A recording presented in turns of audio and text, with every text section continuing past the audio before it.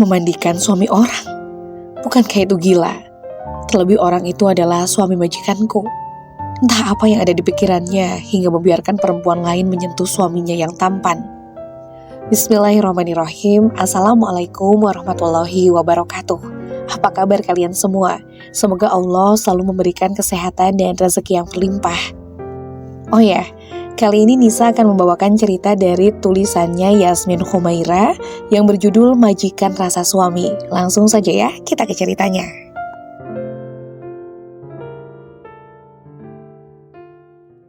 Tolong, mandikan suami saja ya Jihan. Mataku melotot mendengar titah dari Bu Safira. Apa aku tak salah dengar? Dia memintaku memandikan suaminya. Memandikan Pak Arkan, Bu? Tapi Kamu saya rekrut di sini untuk menjadi perawat khusus suami saya, Jihan. Semua yang menyangkut suami saya tentu menjadi tugas kamu. Suara Bu Safira menegas, membuatku menunduk takut. Baru hari pertama bekerja, aku tak boleh membuat kesalahan. Baik, Bu. Tapi, apa Bu Safira nggak apa-apa kalau saya memandikan suami Ibu? Tanyaku takut-takut. Ya nggak apa-apa. Memangnya kenapa? Suami saya itu lumpuh. Dia nggak akan bisa macam-macam juga. Aku mengangguk-angguk paham. Walaupun lumpuh, tapi tetap saja rasanya aneh seorang istri membiarkan tubuh suaminya dilihat bahkan disentuh-sentuh oleh perempuan lain. Sudah ya, saya mau pergi. Ingat, tugasmu hanya untuk mengurus Pak Arkan saja. Jangan tinggalkan beliau bareng sebentar. Aku menelan ludah sembari menatap Bu Safira yang telah berlalu. Sungguh Bu Safira adalah wanita teraneh yang pernah aku kenal. Bagaimana dia bisa mempercayakan suaminya kepada perempuan lain? Ini tak masuk akal menurutku. Gak usah heran, Duk. Aku berjingkat saat mendengar suara yang datang tiba-tiba di sebelahku. Rupanya Mbok Tami. Bu Safira itu sudah bosan hidup sama suaminya. Jadi mau Pak Arkan dipegang-pegang sama perempuan lain, dia tidak akan peduli. Mungkin juga Bu Safira sengaja mencari perawat untuk Pak Arkan perempuan yang masih lajang, biar suaminya itu kepincut. Aku kembali menelan ludah. Apa aku di sini jadikan tumbal oleh Bu Safira? Dah, tidak usah takut. Pak Arkan itu orang baik. Dia tidak akan macam-macam sama kamu. Mbok Tami berlalu setelah mengusap bahuku pelan. Aku mengembuskan napas pelan. Semoga yang dikatakan si Mbok benar. Meski masih ragu, tapi aku melangkah juga ke kamar Pak Arkan. Kemarin aku sudah diperkenalkan oleh Bu Safira pada suaminya. Beliau juga menjelaskan tugas-tugasku bekerja di rumah ini. Tapi tak kusangka jika itu termasuk memandikan suaminya juga. Aku mengetuk pintu kamar Pak Arkan 3 kali. Dengan jantung berdebar, aku menunggu suara menyahut dari dalam. Masuk. Aku menarik napas lagi ketika mendengar suaranya. Tanganku yang gemetaran mulai membuka pintu di hadapan. Permisi Pak, saya diminta Bu Safira untuk... Aku menelan ludah. Untuk memandikan Bapak. Aku menunduk takut-takut sembari meremas jemari sendiri. Bantu saya ke kursi roda. Suara Pak Arkan terdengar sangat dingin dan tak bersahabat, membuatku merasa makin takut. Gak dengar kamu saya ngomong apa? Suara kerasnya membuatku berjingkat.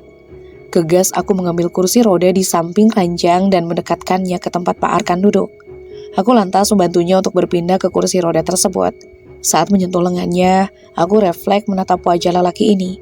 Tangan Pak Arkan terasa kekar, sama sekali tidak seperti tubuh lelaki yang hanya berbaring-baring di ranjang. Saat lelaki itu balik menatapku dengan mata elangnya, aku lekas menunduk. Maaf Pak. Siapa namamu? Sambil mendorong kursi roda tersebut menuju kamar mandi, aku menjawab. Nama saya Jihan, Pak. Detak jantungku makin tak karuan saat tiba di kamar mandi. Aku mendadak kikuk. Harus kuapakan lelaki ini sekarang? Apa iya aku harus membuka baju dan celananya? Kamu dibayar istri saya, bukan untuk bengong. Kalau nggak niat kerja, lebih baik kamu berhenti saja. Aku tergeragap. Maaf, Pak. Di tengah kekalutanku, aku memberanikan diri membuka kancing piyama yang dikenakan Pak Arkan. Gusti, rasanya jantung ini mau copot. Sampai di usiaku sekarang, baru kali ini aku menyentuh seorang pria. Aku terus memalingkan wajah saat melepas piyama Pak Arkan. Bahkan sepertinya aku lupa caranya bernapas. Atasan piyama yang berhasil kulepas, taruh di keranjang baju kotor. Tak sengaja sekilas aku melihat tubuh majikanku yang kini bertelanjang dada. Badannya kekar dan berotot. Benarkah dia lumpuh? Aku menggeleng lalu mulai gelisah kembali. Haruskah aku lepas juga bawahannya? Daripada dibentak lagi, lebih baik kulakukan saja. Tanganku perlahan terulur ke celananya beliau, tapi tiba-tiba saja ditepis dengan kasar. Rasanya sakit sekali tanganku ini. Saya bisa sendiri. Aku kembali menelan ludah. Sepertinya hidupku akan menjadi serba salah sekarang. Diam salah, bergerak pun makin salah. Keluar sana. Tapi Pak, keluar. Aku bergegas keluar sebelum dia kembali berteriak. Di depan kamar mandi, aku menunggunya seperti orang bodoh. Kerjaan macam apa yang kujalani ini? Jika tak tergiur dengan bayaran yang fantastis, tentu pekerjaan ini tak akan kuambil. Pintu kamar mandi dibuka dari dalam. Aku lekas mendekat ke sana. Namun pemandangan yang kulihat membuatku melotot untuk kesekian kali. Pak Arkan berdiri dengan kedua kakinya sendiri tanpa kursi roda. Minggir. Laki itu mendorongku cukup keras hingga tubuhku terhunyung. Bapak bisa jalan? Aku mengikuti di belakangnya. Ambilkan kursi roda saya. Meski rasa penasaran itu menguasai diri, aku tetap kembali ke kamar mandi untuk mengambil apa yang lelaki itu inginkan. Pak Arkan berjalan menuju ke lemari. Dia mengambil kaos polos dan celana pendek dari sana. Aku lekas mengalihkan pandangan seraya meletakkan kursi roda di samping ranjang. Kenapa masih di situ? Keluar sana! Mendengar suara kerasnya itu, aku lekas-lekas keluar dari kamarnya. Aku menyandarkan punggung di daun pintu. Aku menarik nafas berulang kali untuk menenteramkan detak jantung yang tak beraturan. Entah berapa lama aku betah bekerja di tempat aneh ini.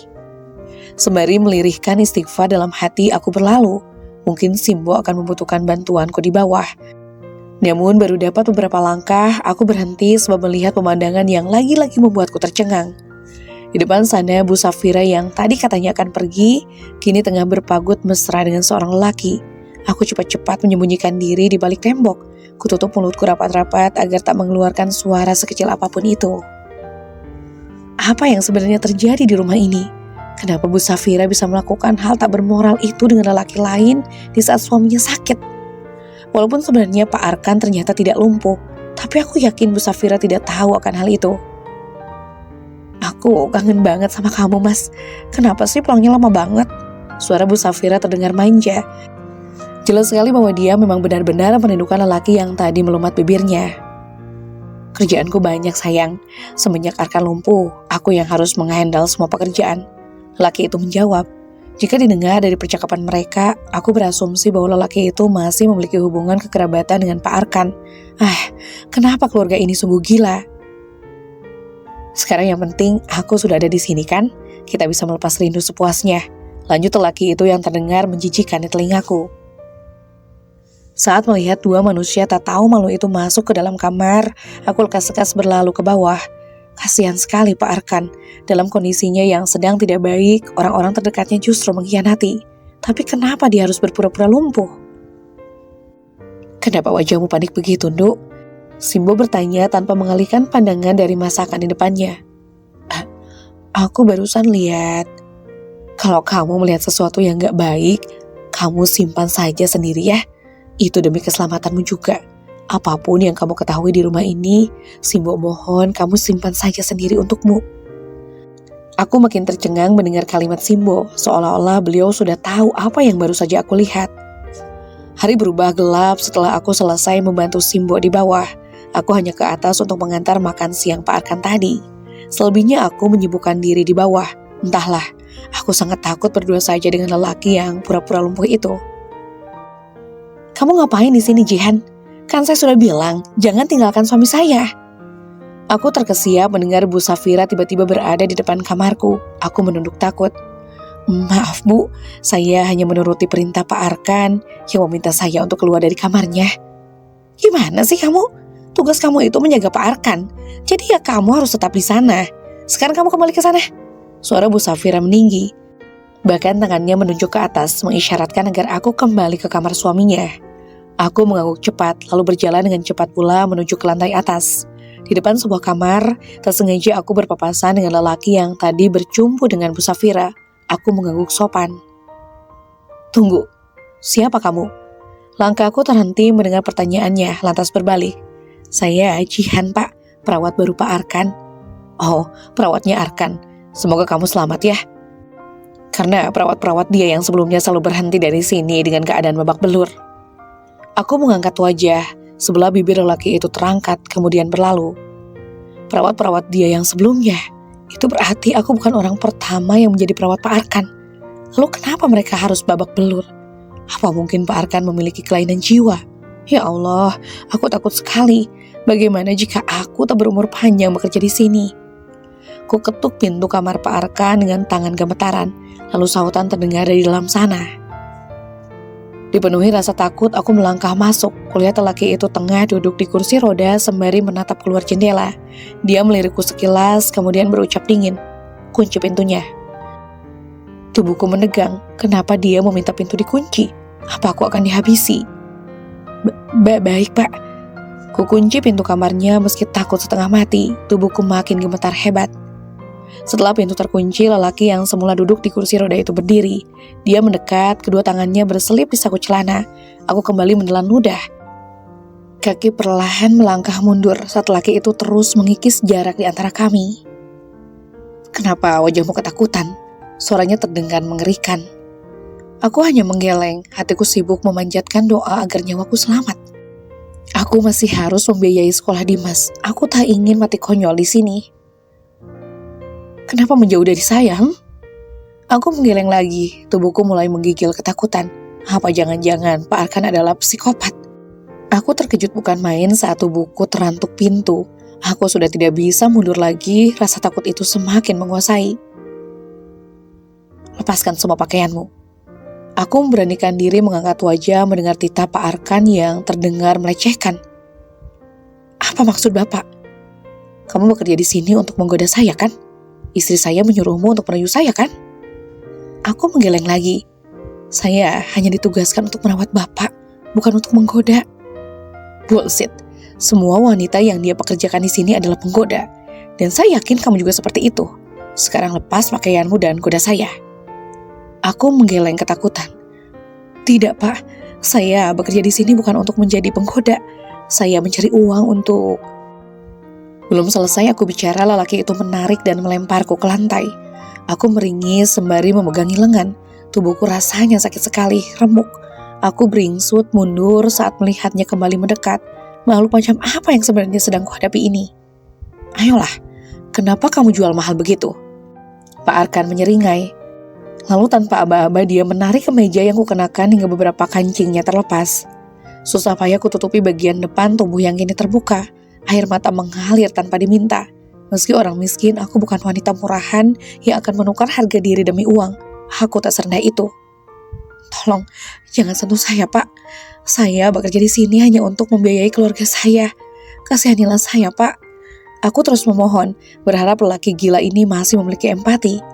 "Omong kosong. Wanita miskin sepertimu itu semua sama, murahan. Ayo cepat, jangan buang-buang waktu." Lelaki itu kembali menyerangku. Susah payah aku mempertahankan pakaian agar tak terlepas dari badan. "Jangan, Pak. Saya mohon jangan lakukan ini. Saya mohon." Aku berteriak saat lelaki itu terus memaksa. Kupeluk erat diriku berharap lelaki itu tak bisa berbuat lebih. "Lebih baik Bapak bunuh saya saja, Pak." Lelaki itu berdecih. "Mau so jual mahal pun, kamu itu tetap murahan." Mataku menatap sekeliling, ada sebuah vas tak jauh dariku. Kutendang sekuat tenaga lelaki yang mulai menggila itu kemudian mengambil vas bunga tadi. Vas itu kubanting hingga pecah, lalu kuambil satu pecahan yang berbentuk panjang dan mengarahkannya ke leherku sendiri. "Lebih baik saya mati daripada harus menyerahkan kehormatan saya." Aku mengancam. "Hei, jangan macam-macam kamu, buang benda itu." Aku makin mendekatkan benda itu pada leher ketika Pak Arkan akan melangkah lagi. "Jangan mendekat, Pak. Saya nggak pernah main-main dengan ucapan saya." "Sial," dia mengumpat pelan. Aku masih menatapnya tajam. Napasku memburu, air mata telah membasahi wajah. Sebelah tanganku sibuk memegangi kemeja agar tetap menutupi badan. Oke, saya mundur." Lelaki itu mengangkat kedua tangan. Dia mulai menjauh dariku.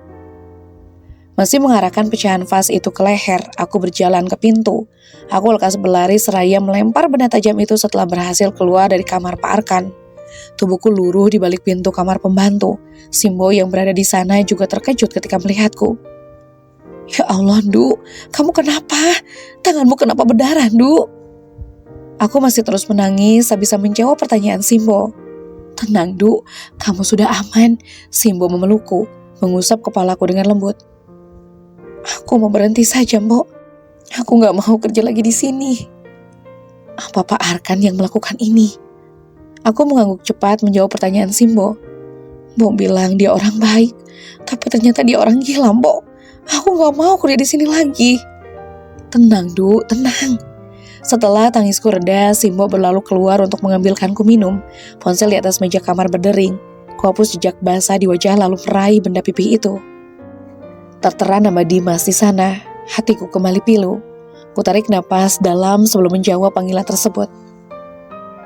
Ya Dek, ada apa? Maaf mengganggu malam-malam Mbak, tapi aku harus bilang sekarang. Tadi anak buahnya Juragan Bondan kesini. Kalau bulan depan kita gak bayar utang, rumah mau diambil Mbak. Astagfirullah, apa yang harus aku lakukan sekarang? Keluarga aku sangat berharap kepadaku, tapi di sini aku bertaruh nyawa. Aku harus bagaimana ya Rob? Mbak, iya Dek, bulan depan Mbak pasti sudah gajian, kamu tenang ya. Panggilanku akhiri, aku kembali menangis sembari memeluk lutut. Sejak kecil aku sudah hidup dalam kesulitan. Aku tak pernah melihat wajah ayah. Ibulah yang membesarkanku dengan kedua tangannya sendiri. Kini beliau sering sakit-sakitan, mau tak mau aku yang harus menggantikan posisinya mencari biaya sekolah untuk Dimas. Entah kapan kebahagiaan itu akan datang menghampiriku. Telapak tanganku terasa perih saat bersentuhan dengan sabun cuci piring. Kurasa aku terlalu kuat menggenggam benda tajam itu kemarin. Kamu dipanggil Bu Safiran, Du. Biar ini Simbo yang cuci. Tubuhku menegang, rasa takut kembali menjalar dalam dada. Jika kemarin laki-laki itu gagal, mungkinkah hari ini dia akan kembali melakukannya padaku? Ingin rasanya aku berhenti dari tempat ini. Tapi bagaimana dengan nasib keluargaku? Mencari kerja di kota ini tak semudah membalikkan telapak tangan. Jika keluar dari sini, keluargaku akan kehilangan tempat tinggal. Kamu ini dari mana, Jihan? Suamiku sudah waktunya mandi. Bu Safira mencegatku di depan pintu kamar suaminya. Bahkan mereka tidur terpisah. Apakah itu pantas disebut sebagai pernikahan? Saya mohon maaf, Bu. Tapi apa boleh saya jadi pembantu biasa saja? Saya nggak bisa menjadi perawat Pak Arkan. Bicara apa kamu ini? Cepat masuk sana, suami saya menunggu. Bu Safira menarik paksa tanganku dan mendorongku masuk ke dalam kamar suaminya. Tubuhku kembali gemetaran saat melihat lelaki yang tengah duduk bersandar di ranjang, kini menatapku. Aku menunduk, tangan saling meremas di depan paha, mataku kembali memanas. Terdengar derap langkah lelaki itu mendekat, aku makin menunduk, bahkan air mataku telah jatuh, dan semakin deras ketika lelaki itu berhenti tepat di depanku. Layani saya. Tangisku makin menjadi, tubuhku luruh ke lantai dengan bahu berguncang. Seperti inikah nasib menjadi orang miskin? Untuk mencari sesuap nasi saja, aku harus merendahkan harga diri. Kamu mau kerja atau mau nangis? Bunuh saya saja, Pak. Dari dulu juga hidup saya sudah sulit. Mungkin dengan mati, saya bisa lebih tenang. Recauku di tengah isak tangis. Ibu selalu bilang harga diri seorang wanita itu di atas segalanya. Jangan pernah menukar harga diri demi apapun, meski hal itu sangat kau inginkan. Jika dipaksa memilih, lebih baik aku mati daripada harus menyerahkan kehormatanku kepada lelaki ini. Pak Arkan berdecak. Kenapa kamu jual mahal sekali? Wanita-wanita sebelum kamu selalu memamerkan tubuh mereka pada saya tanpa diminta. Kenapa kamu malah sok-sokan gak mau saya sentuh? Aku tak menjawab. Dada rasanya sesak sekali. Jika ayah masih ada, mungkin nasibku tidak akan semiris ini. Mungkin beliau akan selalu melindungiku dari lelaki sialan seperti Pak Arkan. Mau berapa lama kamu menangis begini? Aku masih tak menjawab. Lebih baik aku terus menangis sampai mata bengkak daripada harus melayani lelaki yang bahkan masih menjadi suami orang. Hei, kamu bisa diam gak? Kepala saya pusing dengar kamu nangis. Aku tetap tak menjawab. Jika dengan menangis bisa membuat lelaki ini mengurungkan niat untuk menyentuhku, akan kulakukan meski sampai aku pingsan. Diam gak? Suaranya meninggi. Aku beringsut mundur saat lelaki itu mendekat. Kutangkupkan kedua tangan di depan dada untuk kembali meminta sedikit saja belas kasihan darinya. Saya mohon, Pak, jangan sentuh saya. Saya di sini cuma ingin mencari nafkah untuk keluarga saya. Saya mohon kasihani saya, Pak. Astaga, kenapa dia sok suci sekali? Bro, dia tidur lu. Tangisku terhenti saat mendengar suara orang dari luar. Aku teringsut minggir saat Pak Arkan hendak membuka pintunya. Seorang lelaki berbadan tinggi melangkah masuk begitu pintu kamar ini dibuka. Lalu secepat kilat kembali ditutup oleh Pak Arkan. Lelaki yang baru saja masuk melihatku yang masih bersimpuh di lantai dengan wajah basah. Tatapannya tampak iba. Dia berdecak. Lo apain lagi anak orang? Mataku menyipit. Lelaki itu tidak terkejut saat melihat Pak Arkan bisa berdiri. Bahasa percakapan mereka juga terdengar begitu akrab. Kurasa dia orang yang cukup dekat dengan Pak Arkan. Pak Arkan ikut menatapku, membuatku kembali menunduk takut. Aku sangat berharap lelaki yang baru saja masuk ini bisa membuat Pak Arkan mengurungkan niatnya untuk menyentuhku. Gue cuma minta dia buat ngelayani gue. Astaga, sampai kapan lu mau main-main begini? Kasihan anak orang, Kak. Kenapa memangnya? Dia perawat gue berhak atas dia. Sinting lu, lelaki tadi kembali menatapku. Kamu keluarlah, ada hal penting yang mau saya bicarakan dengan Arkan. Aku mengangguk cepat sembari mengusap wajah yang basah. Gagas aku berlalu keluar dari sana sebelum majikanku itu kembali menggila. Saat berjalan menyusuri lorong kamar, tak sengaja aku lihat lagi Bu Safira dan lelaki yang kemarin sedang berjalan bersisian. Lelaki itu merangkul Bu Safira dengan mesra. Saat pandangan mereka tertuju padaku, sontak saja tangan lelaki itu dilepaskan dari bahu wanita di sebelahnya. Kamu mau kemana lagi, Jihan? Bukannya tadi saya minta kamu temani Pak Arkan? Maaf Bu, tapi Pak Arkan masih ada tamu. Kedua orang di depanku mengernyit, tampak sangat penasaran dengan orang yang kumaksud. Tamu? Siapa tamunya Arkan? Lelaki itu bertanya. Saya tamunya. Suara yang menyahut dari belakang membuatku menoleh dan sedikit menyingkir. Dokter Benny? Dokter kenapa kesini nggak WA saya dulu? Bu Safira sedikit menjauh dari lelaki di sebelahnya. Rupanya lelaki yang tadi menyelamatkanku seorang dokter. Merasa tak ada yang perlu aku lakukan di sana, aku berlalu ke bawah. Di anak tangga terakhir, aku mendengar seorang memanggil. Hei, tunggu. Aku berbalik, lelaki penyelamat itu berjalan cepat ke arahku. Kamu perawatnya Arkan. Aku mengangguk. Sejak kapan kamu kerja di sini? Sejak kemarin, Pak. Kamu pasti sangat tertekan. Aku menunduk sembari meremas jemari. Tenang saja, Arkan bukan laki-laki mesum. Dia cuma nakut-nakutin kamu biar gak betah kerja di sini. Aku mengangkat wajah, alisku bertaut mendengarnya. Benarkah yang dikatakan lelaki ini? Melegakan sekali jika itu benar. Terlalu banyak hal yang gak kamu tahu di sini. Tapi memang lebih baik kamu gak usah tahu. Aku makin tak mengerti, sepertinya di rumah ini memang menyimpan begitu banyak misteri. Tapi apapun itu, aku tak ingin tahu dan tidak ingin terlibat. Tujuanku hanya ingin mencari uang saja. Dan jika benar yang dikatakan lelaki ini, bahwa Pak Arkan hanya menakut-takuti saja, aku akan mencoba bertahan. Saya Benny. Lelaki itu mengulurkan tangan padaku. Sedikit ragu, aku membalas uluran tangannya. Saya Jihan, Pak. Nama yang bagus. Oke Jihan, saya harus pergi. Kamu silakan kerja lagi. Ingat kata-kata saya ini. Apapun yang dilakukan Arkan, kamu jangan takut. Justru kamu harus bisa membalikkan keadaan. Kuasai dia dan jangan biarkan dia menguasaimu. Sejenak aku tertegun, lelaki ini sungguh baik. Baru mengenal saja dia sudah banyak membantu. Insya Allah Pak, saya juga mau mengucapkan terima kasih sama Bapak karena sudah menolong saya tadi. It's okay, saya pergi ya. Lelaki bernama Benny itu berlalu setelah memberikan senyumannya yang begitu manis padaku. Aku membalasnya dengan senyum tipis dan anggukan kepala. Kamu ngapain berdiri di situ, Jihan? Suara lantang Bu Safira membuatku menoleh. Tergopoh-gopoh aku menghampiri beliau di pertengahan tangga. Maaf Bu, cepat ke kamar suami saya. Tugasmu itu menjaga dia 24 jam. Mulai malam ini, kamu jangan tidur sama Mbok Tami. Kamu tidur di kamar suami saya saja. Mataku membelalak. Ini jelas salah. Jelas-jelas ada yang salah dengan Bu Safira. Dia seolah-olah ingin aku dan suaminya selalu bersama. Bukankah itu sangat aneh? Tapi, kenapa saya harus tidur di sana, Bu? Maaf, saya nggak bisa, Bu. Itu sudah menjadi tugasmu, Jihan. Kamu nggak bisa menolaknya. Saya bisa menjaga Pak Arkan 24 jam tanpa harus tidur di sana, Bu. Justru Bu Safira yang seharusnya tidur bersama Pak Arkan. Aku memberanikan diri untuk menjawab meski takut dengan sorot mata wanita di depanku ini. Bu Safira menghela napas, wajahnya berubah sedih. Kamu gak tahu, Jihan. Semenjak kecelakaan dan mengalami kelumpuhan, suami saya gak mau lagi tidur sekamar dengan saya. Bahkan untuk merawatnya pun, saya nggak diizinkan. Bu Safira menarik napas dalam lagi, terlihat sangat sedih dan kecewa.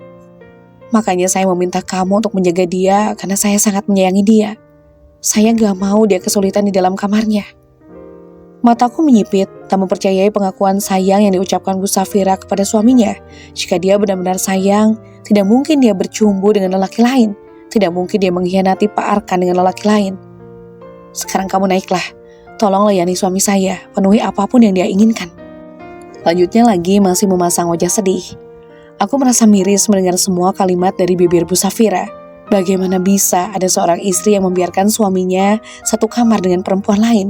Kurasa di sini bukan Pak Arkan yang tidak bersedia bersama Bu Safira, tapi sebaliknya. Beliau hendak berlalu tapi aku menahannya. Bu Safira, panggilku. Dia berbalik, ya. Kalau boleh tahu, siapa laki-laki yang bersama ibu tadi? Saat saya datang di rumah ini hanya ada Pak Arkan, Mbok Tami dan Bu Safira sendiri. Oh, maksudmu Mas Yuda. Dia kakaknya Mas Arkan. Dia baru saja pulang dari perjalanan bisnis. Raut wajah Bu Safira berubah cerah saat membahas laki-laki bernama Yuda itu. Terlihat jelas sekali bahwa dia memang sangat menyukai lelaki itu. Kamu cepat ke atas ya, kasihan Mas Arkan sendirian. Sambungnya sebelum berlalu. Rupanya tak hanya aku yang hidup penuh derita, lelaki gila itu pun sama. Dia dikhianati oleh istri dan kakaknya sendiri. Mungkin itu juga yang membuatnya melampiaskan amarah padaku dan perawat sebelumku. Aku menarik nafas dalam untuk menguatkan hati. Aku akan memberanikan diri menghadapi semua kegilaan Pak Arkan. Semoga saja yang dikatakan Pak Beni itu benar bahwa majikanku itu hanya menggertak saja. Dengan perasaan campur aduk, aku mengetuk pintu kamarnya. Masuk. Kuputar handle pintu hingga benda itu terbuka. Di dalam sana, Pak Arkan sedang duduk di ranjang sembari membaca buku entah apa. Aku kembali mengatur napas sebelum lanjut melangkah. Ada yang bisa saya lakukan, Pak? Lelaki itu meletakkan bukunya ke atas naskah, membuat jantungku semakin bertalu-talu. Jadi, kamu sudah siap melayani saya? Dia berdiri dan melangkah ke arahku. Telapak tanganku telah basah oleh keringat, tetapi aku tidak akan mundur barang selangkah pun. Dimas dan Ibu sangat membutuhkanku. Hidup mereka bergantung padaku. Tak akan kubiarkan laki-laki gila ini menghalangi jalanku. Selain pura-pura lumpuh, rupanya Bapak bisa pura-pura menjadi orang jahat juga ya. Ucapku seraya mengangkat wajah. Senyum kuukir setenang mungkin agar dia tahu bahwa aku tidak takut kepadanya. Kuberanikan diri pula untuk menatap mata elangnya meski jantung ini sebenarnya tak sekuat itu. Lelaki itu mengernyit, kakinya masih terus melangkah ke arahku, membuatku menelan ludah. Saya yakin Bapak orang baik. Di sini pun niat saya hanya murni ingin bekerja karena saya satu-satunya tulang punggung keluarga. Jadi saya mohon kerjasamanya, Pak. Aku menundukkan kepala usai berucap, detak jantung makin cepat saja. Lelaki itu berdiri tepat di depanku, mungkin jarak kami hanya 1 langkah saja. Semoga dia tidak melihat bahwa sekarang tubuhku tengah gemetaran. Apa tanganmu masih sakit? Aku mendongak menatap lelaki bertubuh tinggi di hadapanku dengan perasaan heran. Untuk beberapa saat kami hanya diam dengan mata saling menatap, sampai akhirnya Pak Arkan kembali berucap. Kemarin kulihat tanganmu berdarah. Apa sekarang masih sakit? Pertanyaan Pak Arkan barusan membuatku tergeragap. Dalam hati sibuk merutuki diri karena sempat berlama-lama menatap wajahnya. Tangan saya baik-baik saja, Pak. Sepertinya Pak Beni benar. Pak Arkan adalah orang yang baik. Terbukti baru saja dia peduli pada luka di tanganku. Kalau sudah baik-baik saja, tolong bersihkan kamar mandi saya. Kini alisku terangkat, baru saja hatiku memuji kebaikannya, tapi ternyata dia menanyakan lukaku bukan karena peduli. Toiletnya juga sudah terlihat kotor. Bersihkan semuanya sampai benar-benar bersih dan wangi. Aku memalingkan wajah ke samping sembari merutuk pelan, merutuki diri sendiri yang terlalu percaya diri, juga merutuki lelaki yang sepertinya memang tak punya hati ini. Baik, Pak, sahutku akhirnya. Baru saja akan masuk ke kamar mandi, terdengar suara seseorang di luar sana. Mas, boleh aku masuk? Itu suara Bu Safira. Kulihat Pak Arkan berjalan cepat ke ranjangnya dan duduk di sana. Masuklah. Sebelah bibirku terangkat, rupanya dia memang pintar berakting. Pintu terbuka dari luar, wajah Bu Safira menyembul dari sana. Di tangan wanita cantik itu terdapat sebuah gelas berisi minuman, sepertinya itu jus. Ini jus apel, Mas. Baik buat kesehatan kamu, diminum ya. Bu Safira meletakkan gelas itu di atas nakas, kemudian berlalu pergi. Sepanjang Bu Safira berada di sini, wajah Pak Arkan terlihat tidak senang. Bahkan lelaki berbadan tegap itu seperti enggan menatap wajah istrinya sendiri. Sebenarnya apa yang terjadi di antara mereka? Aku sungguh ingin tahu, tapi di sisi lain takut untuk mengetahui lebih banyak tentang mereka. Kamu ngapain masih bengong di sana? Cepat kerja. Aku mengangguk dan buru-buru masuk ke dalam kamar mandi sebelum lelaki temperamental itu kembali berteriak.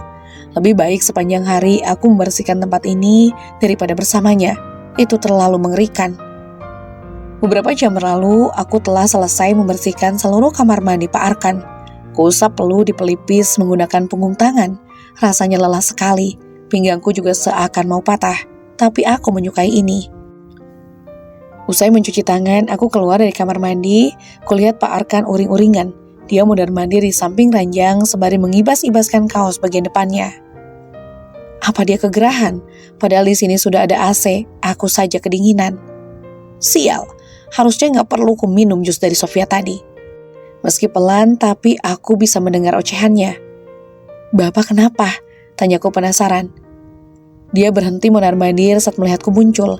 Dipandangnya aku cukup lama, tatapan itu kembali membuatku takut. Terlebih saat dia berjalan cepat kemari dan tiba-tiba saja memegang kedua bahuku dengan kuat. Orang ini kenapa sebenarnya? Bapak sakit? Tanyaku lagi karena melihat napasnya yang memburu. Biar saya belikan obat, Pak. Lanjutku khawatir. Jika terjadi sesuatu padanya, aku juga yang akan kena.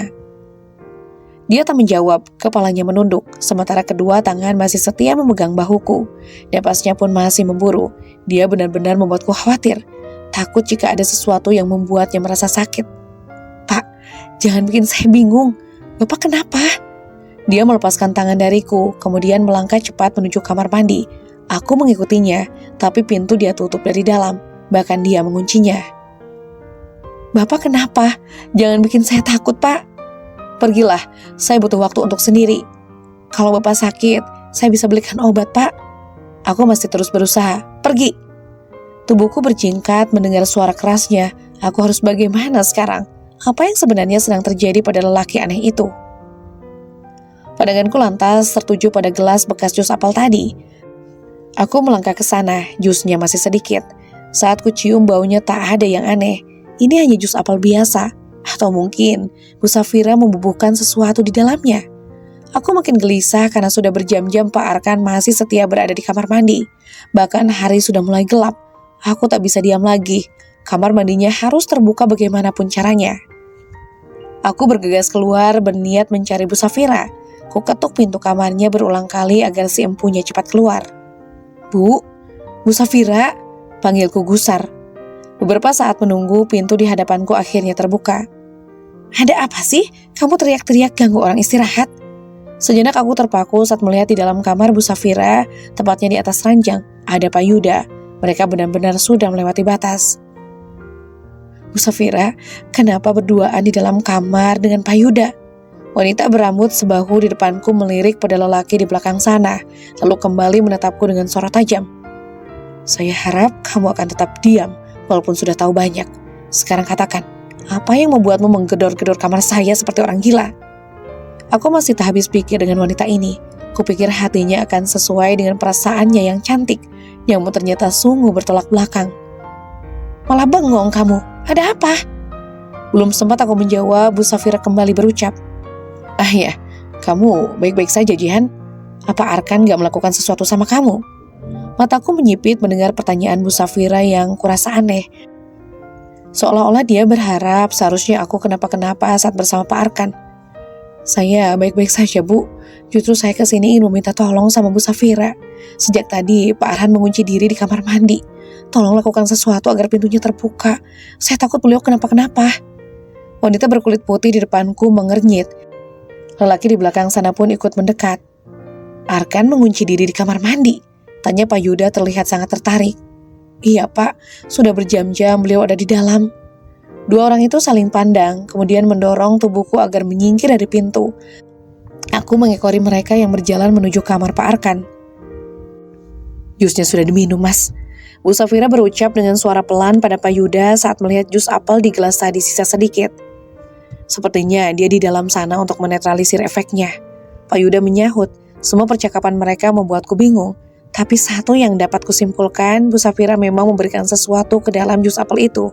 Dan sepertinya mereka berdua bersekongkol. Mereka benar-benar keterlaluan. Biarkan saja dia di dalam. Nanti kalau capek juga keluar sendiri. Pak Yuda berucap sambil berlalu. Tak bisa kupercaya seorang kakak begitu tega terhadap adiknya sendiri.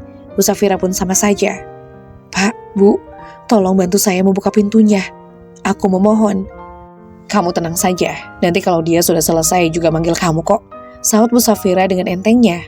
Aku harus bagaimana sekarang? Aku kembali lagi ke depan kamar mandi. Kugedor-gedor pintunya berharap ada jawaban dari dalam. Namun hasilnya nihil. Pak Arkan tak menyahut sama sekali. Akhirnya aku memanggil satpam karena tak bisa menemukan jalan lain. Dobrak saja pintunya, Pak. Saya takut Pak Arkan kenapa-napa. Oke, Mbak. Mbak Jihan mundur dulu.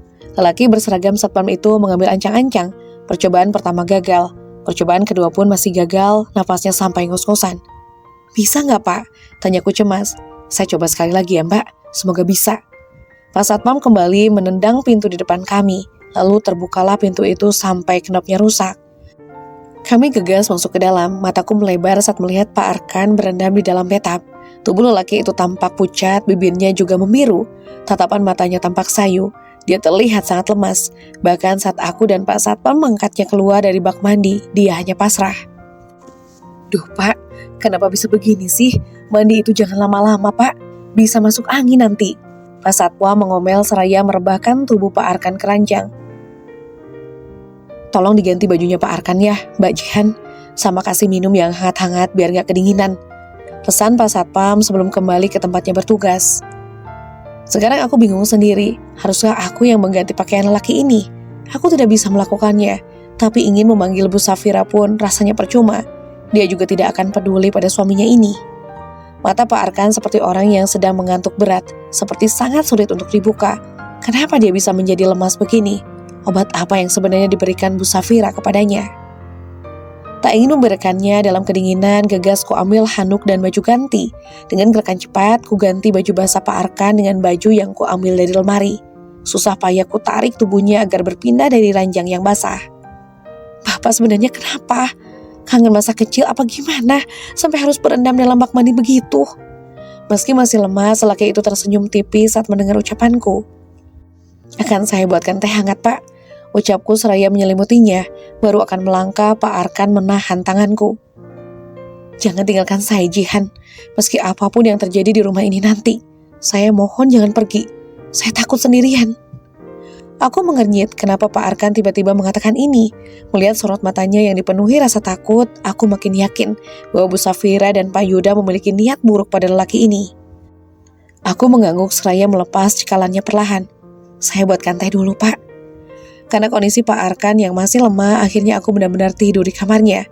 Hanya malam ini, ya, hanya malam ini. Untuk malam berikutnya, aku akan kembali tidur bersama Simbo. Kugelar kasur lantai di samping ranjang Pak Arkan. Sesekali ku tengok lelaki yang sejak tadi terpejam itu. Entahlah, rasanya aneh sekali. Sejak tadi dia terus saja tidur. Padahal biasanya dia berisik sekali dan selalu menjadi ancaman buatku. Aku perlahan mendekat. Saat kutempelkan punggung tangan di keningnya, kulitku rasanya seperti terbakar, panas sekali. Pak Arkan, Bapak tidur apa pingsan, Pak? Kutepuk-tepuk pipinya berharap dia merespon, tapi dia tetap diam. Hanya matanya yang seperti akan terbuka tapi tidak bisa. Sepertinya demam lelaki ini cukup parah. Aku berlalu cepat ke bawah untuk mengambil air hangat dan kain untuk mengompres. Tak lupa juga aku bawakan makanan agar dia bisa minum obat.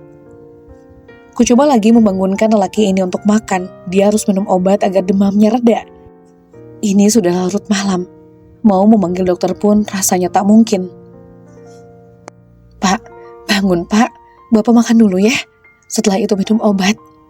Dia berusaha membuka mata, aku membantunya untuk duduk bersandar di kepala ranjang. Dia menerima suapanku meski matanya terpejam. Di suapan keempat, dia menggeleng pelan. Tangannya pun berusaha mendorong piring agar menjauh. Sepertinya dia sudah kenyang. Setelah minum obat, ku selimuti lagi lelaki itu dan membiarkannya tidur. Namun karena panasnya belum reda, aku lanjut mengompresnya agar dia jauh lebih nyaman. Sejenak aku pandangi wajah Pak Arkan yang sedang terlelap.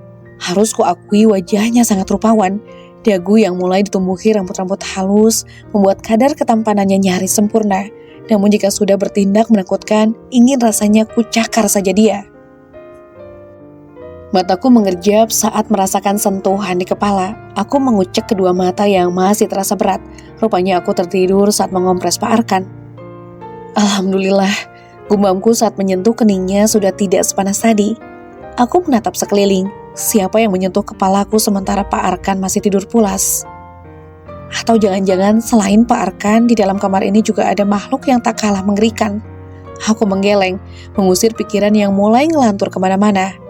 Azan subuh sayup-sayup mulai terdengar. Aku beranjak dari sana dan menuju kamarku sendiri untuk menunaikan kewajiban sebagai umat muslim dan membantu Simbo memasak. "Kamu semalam tidur di sana, Nduk?" tanya Simbo yang sedang mencuci sayur. "Aku tidur di kamarnya Pak Arkan, Bo. Beliau demam. Kasihan kalau ditinggal sendirian." Wajah Simbo berubah cemas. "Pak Arkan demam? Ya Allah, kasihan sekali. Terus sekarang gimana keadaannya, Nduk?" "Alhamdulillah sudah reda demamnya, Mbok. Semalam sudah minum obat." "Oh ya, Mbok. Sebenarnya apa yang terjadi antara Pak Arkan sama Bu Safira? Kenapa mereka aneh sekali? Masih jadi suami istri, tapi gak sekamar." Simbo mendadak diam. Beliau kembali sibuk mencuci sayuran. "Lebih baik kamu ndak tahu apa-apa di rumah ini, Nduk. Kalau bisa, ndak usah mencari tahu juga." Aku menghela nafas kecewa. Aku pikir Simbo bisa sedikit saja berbagi cerita denganku. Tapi beliau pun mengunci mulut rapat-rapat seolah membicarakan hal itu adalah sebuah kejahatan. Sungguh aku makin penasaran dibuatnya. Matahari kian tinggi. Kubawa sarapan untuk Pak Arkan ke kamarnya. Di lorong kamar, aku bersimpangan dengan Pak Yuda dan Bu Safira yang sedang berangkulan mesra. "Tunggu, Jihan." Aku berbalik saat Bu Safira memanggil. "Gimana keadaan Pak Arkan? Apa dia baik-baik saja?" Kenapa Bu Safira nggak lihat sendiri saja keadaan beliau seperti apa? Ibu ini kan istrinya. Jawabku setengah menyindir. Entahlah, lama-lama aku kesal melihat dua orang ini selalu mengumbar kemesraan, padahal jelas-jelas mereka tak boleh melakukannya. Wanita di hadapanku melotot. Kedua mata itu seolah-olah akan keluar dari rongganya. "Jangan lancang kamu, Jihan." "Sudah sayang, jangan pedulikan dia. Ayo kita pergi saja." Pak Yuda menarik Bu Safira menyingkir. Kuhela napas kesal melihat dua orang itu menjauh. Benar-benar tak bisa kupercaya ada seorang istri yang memperlakukan suaminya seperti sampah. "Permisi, Pak," seruku sebelum masuk ke dalam kamar Pak Arkan. "Ya, masuk saja." Begitu pintu kubuka, seketika aku balik badan. Lelaki itu sedang bertelanjang dada di depan lemari. Sepertinya baru saja mandi, dilihat dari rambutnya yang tampak basah. Seperti kepiting, aku berjalan miring untuk meletakkan makanan ke atas nakas. "Sarapannya, Pak," ucapku masih tanpa menoleh. Ibu bilang jangan sembarangan menatap sesuatu yang bukan milik kita. Nanti kalau sampai hati kita kepincut, bisa panjang masalahnya. Aku kembali berjalan miring, tapi malah menabrak sesuatu. Rupanya itu Pak Arkan. Beruntung dia sudah mengenakan bajunya. "Mau kemana?" Aku menggaruk tengkuk leher. "Mau bantu Simbo di bawah, Pak." "Kamu di sini saja. Suapi saya seperti tadi malam." Dia berlalu keranjang usai memberikan perintah. Mau tak mau aku harus menurutinya. Toh tugasku di sini memang untuk merawatnya, kan? Aku mulai menyuapi Pak Arkan seperti bayi. Tapi ini bayi yang mengerikan. Kadang bisa membuat jantung nyaris melompat dari tempatnya. "Maaf, Pak, sebelumnya. Apa saya boleh tanya sesuatu?" Aku berucap dengan hati-hati. Lelaki itu menatapku, membuatku jadi salah tingkah sendiri. "Tanya apa?" "Sebenarnya ini agak lancang, Pak. Tapi saya sungguh penasaran. Bapak sama Bu Safira itu benar-benar suami istri, kan?" Kenapa? Kamu mau jadi istri kedua saya?" Aku mencebik. "Bukan gitu, Pak. Tapi hubungan Bapak sama Bu Safira itu aneh banget. Bagaimana bisa seorang istri membiarkan suaminya dipegang-pegang sama perempuan lain? Kalau saya mah gak akan pernah ridho suami saya dipegang perempuan lain." "Kamu sudah menikah?" Dia malah ganti bertanya. Aku menjawabnya dengan gelengan. "Kamu gak usah heran. Jangankan sama saya. Dia saja dengan sukarela disentuh-sentuh oleh kakak iparnya." Mataku melebar. Mulutku bahkan sampai menganga. Jadi Pak Arkan sudah tahu mengenai hubungan Bu Safira dan Pak Yuda. "Bapak tahu kalau mereka punya hubungan?" Jawabnya singkat. "Terus, kenapa Bapak diam saja? Memangnya saya harus gimana?" Aku jadi bingung sendiri mau jawab apa. Tapi setidaknya sebagai suami dia bisa ambil sikap kan? Oh, kamu mau saya menceraikan istri saya lalu menikahi kamu begitu? Aku menggeleng cepat. Enggak pak, bukan begitu. Dia malah terkekeh, rupanya dia punya lesung pipi juga. Jadi manis kalau dia sedang tertawa begini. Sangat jauh berbeda saat kami pertama bertemu, auranya sungguh mistis. Saya ke bawah dulu ya pak, mau bantu-bantu Simbo. Pamitku setelah Pak Arkan minum obat. Walaupun sudah tidak demam, aku tetap memintanya minum obat agar tak kambuh lagi. Saat hendak melangkah, tanganku ditahan, persis seperti kejadian tadi malam. Ya pak, ada yang bisa saya bantu lagi? Dia tersenyum lembut. Makasih untuk semalam. Aku menyipitkan mata, kalimatnya barusan benar-benar ambigu. Memangnya aku beri apa dia semalam sampai berterima kasih? Seperti biasa, saat waktu makan tiba, aku selalu membawakan nampan ke kamar Pak Arkan. Saat melewati ruang makan, aku melihat Bu Safira dan Pak Yuda duduk berdua di sana menikmati makan malam, hangat dan mesra layaknya suami istri saja. Mau antar makanan untuk Pak Arkan, Han? Suara Bu Safira menghentikan langkahku. Iya Bu, jawabku singkat saja. Melihat mereka rasanya perutku selalu mual. Terlebih saat melihat mereka berciuman di tempat terbuka tanpa rasa malu. Aku buru-buru berjalan ke lantai atas agar tak perlu berlama-lama melihat dua orang itu. Permisi Pak, masuk. Pintu kamar Pak Arkan kubuka setelah dia memberi sahutan dari dalam. Namun alangkah terkejutnya aku saat melihat seorang lelaki tengah mengunci leher majikanku itu menggunakan lengannya dengan kuat.